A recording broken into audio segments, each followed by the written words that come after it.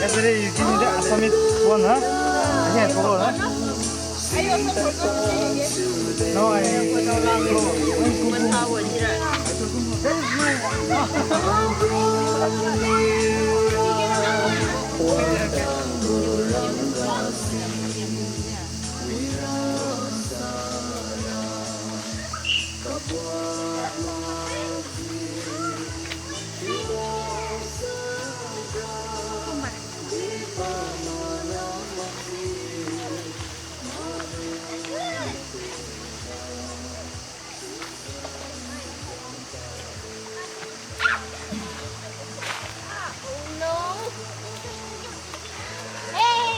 What is happening?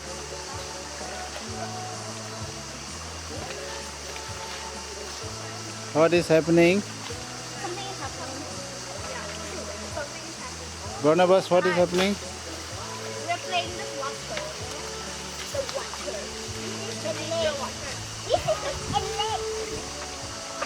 This is lake. Lucky. Yeah. Can you wait? What's this? Huh? What's this? Not us. Not us, bro. What? Wow!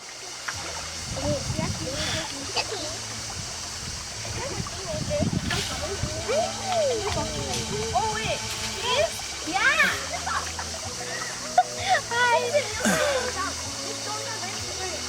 Oh, I got milk.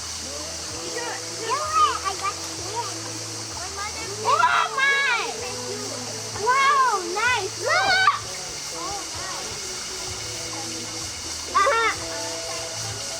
Let the snail go away. No. The snail went away.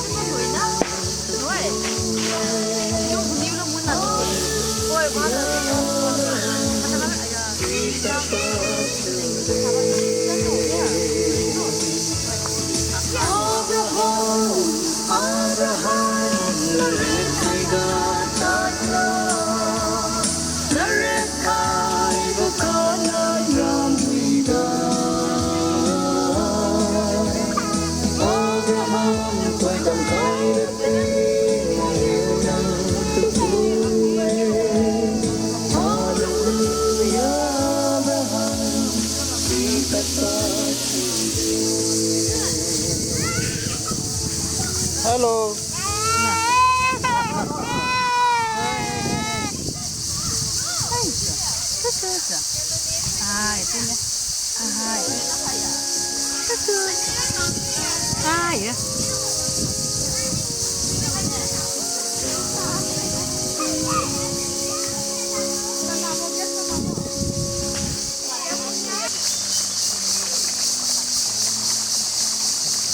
So kan li tiwi muya.